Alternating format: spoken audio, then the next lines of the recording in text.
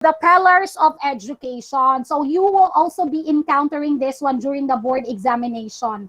So first, no, let us know how these all came about. Kanang na ay pillars of education. So two reports were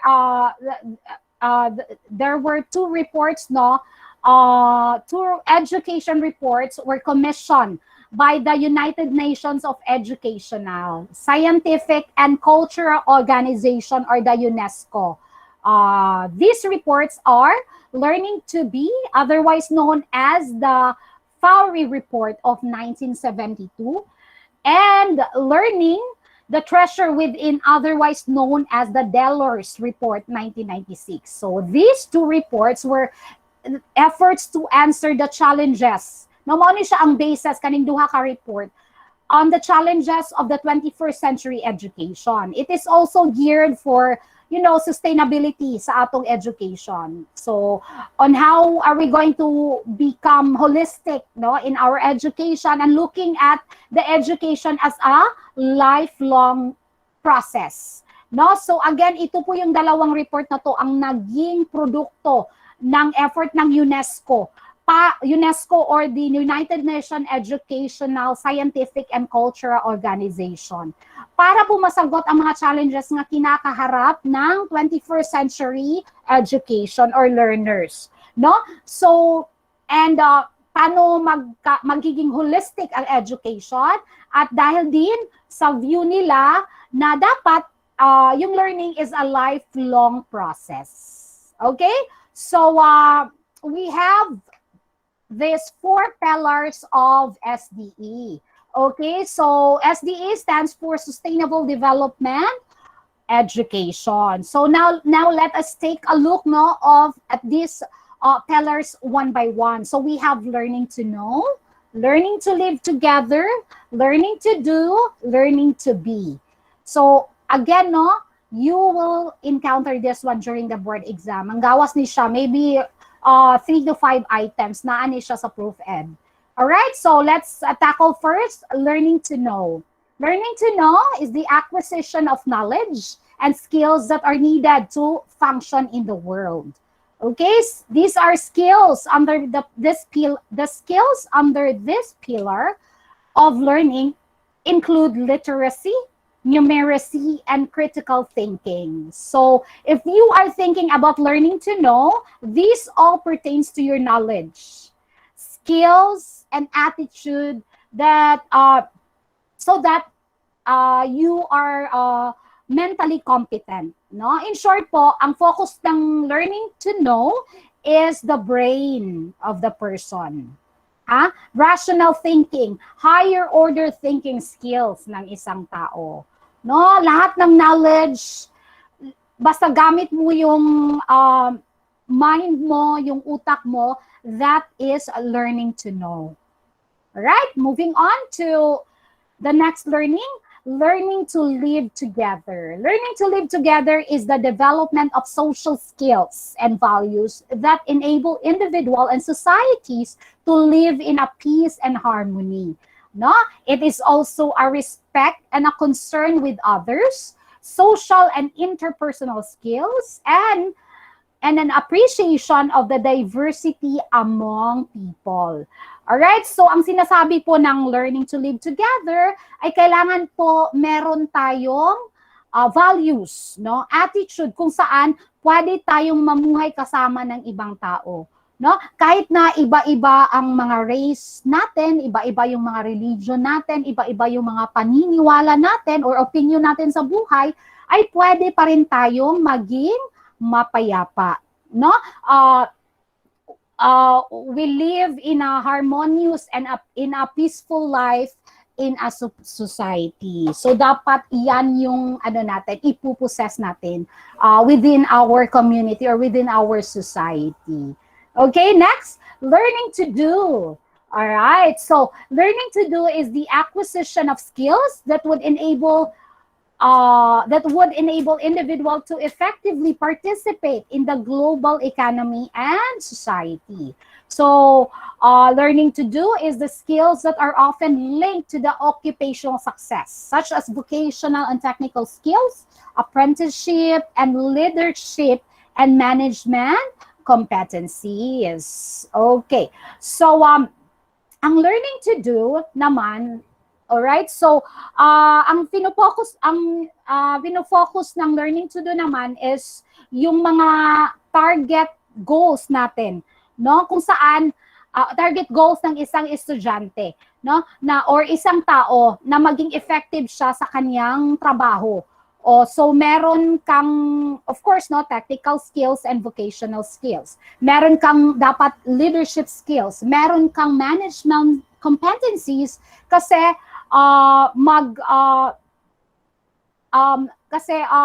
what do you call this? Ito yung mga skills na to, ito yung paraan no nga magiging successful ka, no? Or magiging successful ka sa work mo or sa pinagtatrabahuan mo. So which means that if you want to be successful, no, kailangan you have you have acquired, no, yung mga skills na dapat mong i-acquire on a certain field, no, on a certain field of specialization. Okay, next, moving on to learning to be. Okay, so learning to be promotes holistic personal development. No? This includes body, mind, and spirit. No? From all around complete person. It also a cultivation of one's self-analytic social skills, creativity, personal discovery. All right? So you're learning to be naman, no? So you already have, meron ka ng learning to know, learning to live together, ano pa yung isa? Learning to do, no? Yung learning to be naman, this is for your holistic development. So, ang learning to be mo ay, ito yung mag-guide sa'yo to be a better version of yourself, no? Para ma-achieve mo yung iyong mga self-efficiency, no? Ang iyong pagiging kumpletong tao. So that yung learning to be mo ay ma-achieve mo, no? Meron kang tinatawag na self-actualization. Okay? So ano mo na kumpleto mo na yung yung pagiging ikaw, no? Na fulfill mo na yung mga inaasam mo na magiging ikaw sa isang komunidad or sa isang society kung nasaan ka man nabilong. Alright? So that is learning to be. Alright? So again, no? The 4 pillars of learning, we have learning to know. So this refers to your mental capacity of a person or of a student. Next, no, we have learning to do, learning to live together. It helps a person become socially friendly, no, from different types of people na nakakasalamuhan niya. Next, learning to do. So it is going to help a person become successful and effective. Kasi nga, meron na siyang mga skills, no, na na-acquire, no, during the learning process. Next, the last one is learning to be. It is going to help a person to be holistic, no, and develop his or her personality so that she can achieve her self-actualization. All right? So again, no, yung pagkakasunod nito, hindi stricto yung 4 pillars of learning. Unlike sa 7 domains, no, yung 7 domains, yung 1 to 7, dapat magkasunod yon. Sa 4 pillars of learning, okay lang na hindi sila magkakasunod. Walang ganun. Okay? Walang ingon ana nga dapat si kuan gid ang number 1, learning to know. No. No, it can be learning to do, learning to know, pwede siya mag-rumble. All right? So now, in the most recent years class, no, we have come up with the 5th pillar for sustainable development. Anybody can guess unsa atong 5th pillar of SDE? Nawa mo'y idea, everyone? Na mo'y idea unsa ang fifth pillar? Wala, ma'am. Wala? Okay, so the fifth pillar no sa ato ang sustainable development education, this is learning to transform oneself and society. So now no, we have included, or they have included this fifth pillar, which is learning to transform oneself and society. Okay, so working hard, no? Working towards a gender-neutral, non-discriminatory society. All right, so that is why now, no, working with a gender-neutral, non-discriminatory society. So that is why, no, right now we have the LGBTQ. Familiar ba mo, Ana? LGBTQ? Yes, ma'am. Yes. So this fifth pillar is for them, no? So we have now our LGBTQ. We have LGBTQ way ngayon, no? And meron na rin tayong Pride Month, no, na sinasabi nila. So whenever we are in an education, we are not only considering the males or the females, no? But we are also considering those with the third sex. No? Yan na yung mga LGBTQ. Alright? So, integrating sustainable lifestyle for ourselves and others. Okay? So, it means that when you live, when you are living, no, you shouldn't be just living for yourself, but you should also put into consideration the life of the other people. No? You should not be distracting other people's lives. So, dapat respetuhin mo sila. No? Same thing sa ating mga LGBTQ. Dapat i-accept natin sila, i-embrace natin yung differences nila. Alright? Being respectful of the Mother Earth and life in all its diversity. Okay? So, being respectful of the Mother Earth and in all its diversity.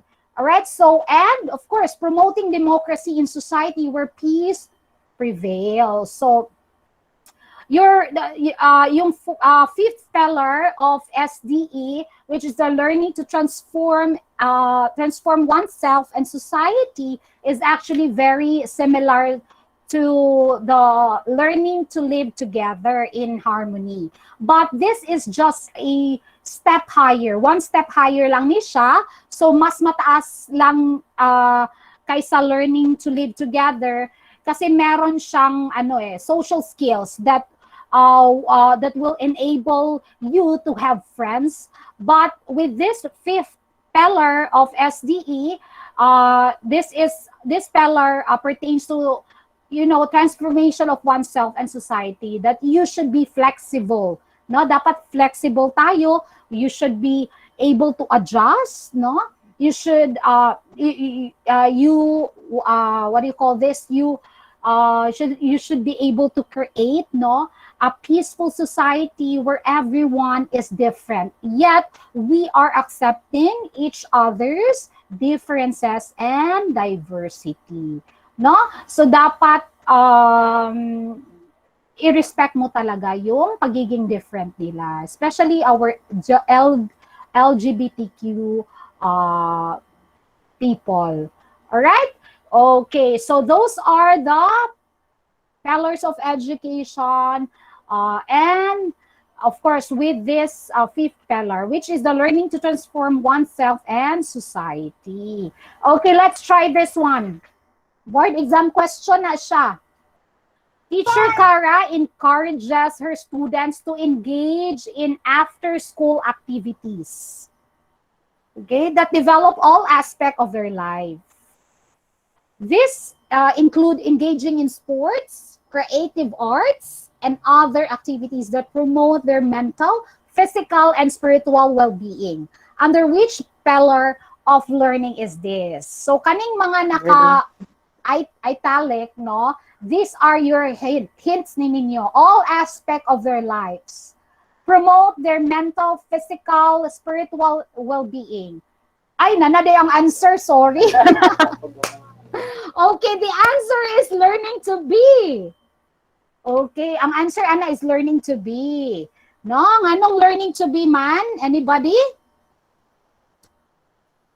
Siya, ma'am, develop yung holistic. Yes, very good, no? So, it is because, no, develop all aspect of their life, promote mental and physical, spiritual well-being. So, it means this is making us or making the person holistic. So, under learning to be, mo ni siya ang development, no, sa usa ka person on his personality until ma-reach niya ang self-actualization. So, meaning fulfilled na siya, no? Na-achieve na niya tanan-tanan. Okay? So, I believe that ends our discussion. So, any questions, everyone? Pasensya kayo, medyo taas, no? This will be our last, this will be our last, what do you call this?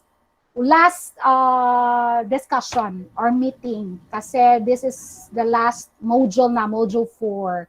So again, no, I will make an announcement, no, module 1, your task 1, 2, 3, that serves as your quiz under midterm. Okay, so module 2 and 3, your portfolio will serve as your midterm exam. So, diya nakukwaon ang basis. And then module 4, your task 4 will serve as your assignment. Okay, and your module, portfolio 7, 8, 9 will serve as your quizzes under finals. Okay, so on July 28, all right, so there will be a 40-item board exam, professional education exam. Okay, it will be in Google form. So I will be giving that to you. You can answer that whole day until tomorrow, Ana, sa Thursday. So, any questions, everyone? Ay, essay ato, ma'am. Walay essay kay sa board exam, Multiple choice tanan. Multiple choice tanan kay based on experience, wala ko'y nakita nga essay during the board exam. So, yes. So, I will be giving you a board exam questions and I got this from a very good kuanyad ka ng resources. And of course, no, I'll make sure nga this will also help you, no, nga ma-remember ninyo nga, hala, nahatag lagi ni ma'am. Something like that, no? As much as possible, I really want you to pass the board exam and get a higher score on professional education. Remember, no, during exam, licensure examination for teachers, you need to get a 75%, no, nga passing rate. So 40% for the prof ed, 40% for the major, and 20% for general education. Okay? So, kaya na nato? Ayan, no. Just like for example, no, wala mo nakakuha 40% sa proof ed. So, make sure nga higher ang inyong kuha sa majorship o sa gen ed para mo bira siya. Okay? So, lower than that, dili gyud mo makapasar. Ha? Make sure good na. Okay, any questions? Clarifications? Okay, by the way, class, the deadline of your portfolios and tasks will be on the same day, July 28. Kay ang kuan di ay, what you call this, ang submission of grades will be July 30. So, nagsugod na ko karon. I'm on the process of reading all your reading all your outputs, and then I'll make sure nga before the school year opens, no, na ana mo'y grade para okay na mo for your student teaching. And I'm so excited for you, no, nga mag-student teaching na mo, no? Kana na lang a subject ang kulang? Yes, ma'am. Yes, ma'am. Wow, good luck, no? And if ever ma-assign mo sa ako, I'll make sure good na you will experience on how to be a teacher, no? Even though online na siya, How to apply, ma-feel ma'am? gini. Makakuha na ninyo, ma-experience gininyo nga magtudlo, no? I-coach dayon ta mo on how are you going to do it, and of course, no, makuan gininyo, inyo yung ma-show ang inyong kuan, what it takes on you, no? Inyong mga talents diha. Di ba? Ma'am, Okay. question, ma'am. Yes. Kung sa student teaching na, ma'am, di ba, evaluation naman anak, di naman by group, individual, good. Individual gid mo. Okay, ma'am. And then it will be your I think no, you will be under Ma'am Jo Anduero. Kay last year, Ma'am God, last year nga nag-student teaching katong mga not BTTE man to sila, under sila kay Ma'am Sara. And then nakita na ako nga kuan sila, nag-demo gyud sila online with Dr. Sara Namoko. So, I think next year you will be under, sa ako lang nadunggan ha, ang mag-handle sa student teaching, it will be Ma'am Jo Anduero. So, buutan kayo na siya. Buutan magyapon si Ma'am Sara, pero basing mas, what do you call this? Kaila naman mo ni Ma'am Jo, ano? Yes, ma'am. Yes, dapat bayaunta siya ang mag-handle aning klase. Kaso kay gihatag niya sa ako, kay naluoy siya, kay wala ko'y load.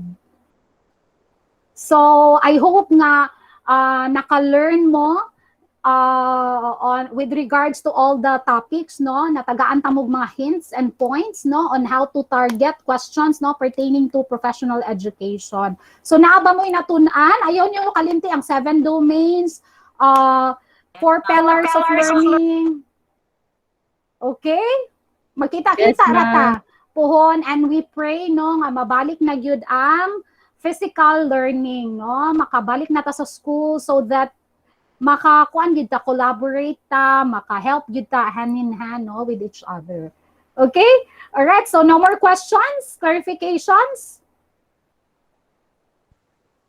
None so far, ma'am. None so far? Okay. So please, no, do your part, do all the tasks, the portfolio, kay I am a type of a teacher nga dili ko gusto mo hatag og below 1 point something na grade, no, kanang mga 2, 2.75, di ko ganana na. So what I always do, no, ako yung i-reach out ang estudyante to fulfill this one para mabira na ko iyang grado. Kaya as much as possible gusto yung ko mga 1.5 ana gyud inyong grado, kay nindot man na that you will have a good grade during your undergrad. Kaya isa po na sa tanawon when you apply for a job, no? Especially if your dean is very meticulous when it comes to grade, no? When it comes to the rating, especially sa atuang university, meticulous kaayo na ang atong dean of the College of Science and Technology Education when it comes to LET rating, no? Dapat dako gyud ang inyuhang undergrad grades, and of course ang inyuhang licensure examination rating. Okay, mauna yang ma'am. mauna yang tanawon, and it's a good thing, no, nga ma-observe mo or ma-tap mo, no, nga sige, magtudlo na lang sa academy because you perform very well. Kay nga, no, kung makasulod mo sa USTP, you will right away become instructor 1, even though contract service pa mo. So instructor 1, that's equivalent for teacher 2. Oh. Yeah, so actually I also applied for DepEd. Oo, nag-apply ko for DepEd, nag-demo ko dito sa layo kaayo sa Upul man to, dayon. Here comes isa sa akong professor, gikuan ko niya, gi-recommend ko niya. While nag-masters ko, gi-recommend ko niya to become a faculty sa TLE. So it's also very important that you will have a good relationship with your professors or your instructor, especially kanang mga mga doctors na, kay they will really recommend you during your master, tarungon gid ninyo inyong relationship with them. Okay, so while ongoing na ko diri sa USTP, natawagan na din ko sa DepEd kay during the ranking top 2 ko sa home economics. Wow, congrats, ma'am. Yes, oo, not to kuan ha, top 2 ko tapos nag-appeal pa gyud ko og oath nagkuan pa gyud ko sa kanang kuan nag-oath taking mi kanang nagkuan na dayon mi karang sa DepEd na gyud ba then gitagaan ako og kuan appointment assignment sa kuan unta ko sa hasaan. Item na gyud to siya but then nakasugod naman ako sa USTP and then I see people ba nga kanang ang environment nga naa diha nga naa ko karon is really very good kanang they treat you like a family and then let go gyud to nako nag-refuse gyud ko sa katong hasaan nako nga assignment which is item na to siya wherein diri karon sa USTP dili pa ko regular dili pa siya item. I am under contract service pa. So I need to finish my master's. So by God's grace, no, naana ko karon sa kong thesis writing. Alam, ma'am. By next year, oo. So maningkamot gyud ta. Anyway, makompensate man pud ta nila very well masking dili pa ta sure or dili pa ko regular. Wala pud ko nagmahay nga nag-say no ko ato kay na kuha naman good na pamahal na sa ako ang akong gihandle nga mga students, ang akong mga colleagues, ang akong chairman, buutan kayo si Dr. Namongko, kung mga kauban, and then nindot pod ang environment, aircon ang classroom, whereas gitanaw lang din ako ang mga disadvantage dito, og na ako dito, magastuhan gihapon kog ayo kay hasaan, and then wala ko kaila dito, something like that. So there is always a best option for you, no? Kung mag-pray lang yun ka, kay ihatag yun ni God sa imuha. No? Kay duha ang akong choices, pero ni-retain na lang yun ko ani kay I never prayed for USTP. Ang ako yung gina-pray is my ranking, ang DepEd, makasulod ko. But then here comes ni abot ni siya, dili siya apil sa akong prayer. So agin ko niingon nga, makasulod unta ako sa USTP. Wala. Pero ni abot lang siya because of the people nga nakaila sa ako adin nag-recommend. Ana lang, so pray lang yun ta, do our best, dayon, kuan lang yun ta, laban lang yun ta, no? Maski unsay ipabuhati teacher, do lang yun ta, and then of course, no, take your masters, masking kuan lang na siya, kanang units lang, no? To be able for you to know the professors and to be able for them to know you also, kay isa pud na, if you are doing your best, doing good, no, i-recommend gid kanila. Okay? All right, so may I request everybody to please open your camera. No, magkwanta take sa tag photo kay this will be our last na raba. Agoy, mga gwapa gid kaayo. So I hope no you are learning. I hope you are able to think no nga mao gid ni ang ako ang calling being a teacher and remember the code of ethics for professional teacher. Okay?